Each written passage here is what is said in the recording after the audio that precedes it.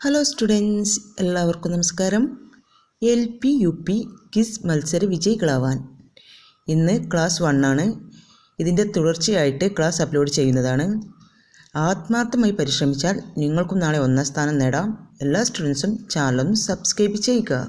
Number 1, ഏറ്റവും കൂടുതൽ പേരെ ബാധിക്കുന്ന രോഗം ജലദോഷം. ഏറ്റവും കൂടുതൽ പേരെ ബാധിക്കുന്ന രോഗം ജലദോഷം. ക്ലോണിങ്ങിൻ്റെ പിതാവ് ഇയാൻ വിൽമുട്ട്. ക്ലോണിങ്ങിൻ്റെ പിതാവ് ഇയാൻ വിൽമുട്ട്.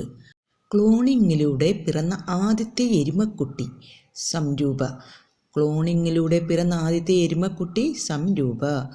ഓക്സിജൻ കഴിഞ്ഞാൽ ഭൗമോപരിതലത്തിൽ ഏറ്റവും കൂടുതലുള്ള മൂലകം സിലിക്കൺ.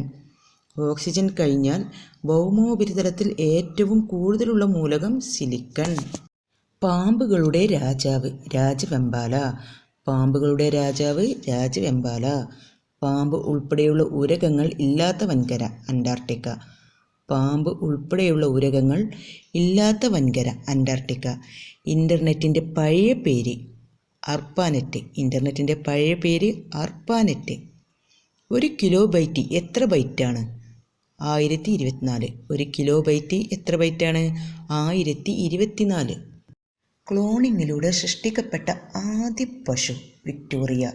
ക്ലോണിങ്ങിലൂടെ സൃഷ്ടിക്കപ്പെട്ട ആദ്യ പശു വിക്ടോറിയ. തൈറോക്സിൻ്റെ കുറവ് മൂലമുണ്ടാകുന്ന രോഗം ഗോയിറ്റർ.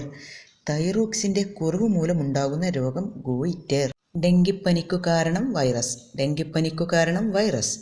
ക്ലോണിങ്ങിലൂടെ സൃഷ്ടിക്കപ്പെട്ട ആദ്യ കുതിര പ്രൊമിത്യ.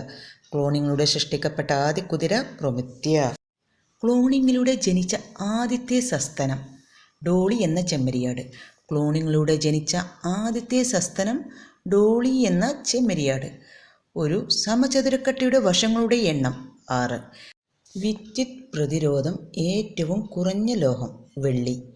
നെല്ലിക്കയിൽ അടങ്ങിയിരിക്കുന്ന ജീവകം ജീവകം സി. നെല്ലിക്കയിൽ അടങ്ങിയിരിക്കുന്ന ജീവകം ജീവകം സി. നെഞ്ചരിപ്പ് അനുഭവപ്പെടുന്നത് ഏത് അവയവത്തിലാണ്? ആമാശയം. നെഞ്ചരിപ്പ് അനുഭവപ്പെടുന്നത് ഏത് അവയവത്തിലാണ്? ആമാശയം. നെഫ്രോൺ ഏത് ശരീരഭാഗത്താണ്? വൃക്കയിൽ. നെഫ്രോൺ ഏത് ശരീരഭാഗത്താണ്? വൃക്കയിൽ. പെനിസിലിൻ കണ്ടുപിടിച്ചത് ആര്? Alexander Fleming. പെനിസിലിൻ കണ്ടുപിടിച്ചത് അലക്സാണ്ടർ ഫ്ലെമിംഗ്. പെൻഗ്വിൻ പക്ഷികളുടെ വാസസ്ഥലത്തിൻ്റെ പേര് റുക്കറി. പെൻഗ്വിൻ പക്ഷികളുടെ വാസസ്ഥലത്തിൻ്റെ പേര് റുക്കറി. പെർസിസ് എന്നറിയപ്പെടുന്ന അസുഖമാണ് വില്ലൻ ചുമ.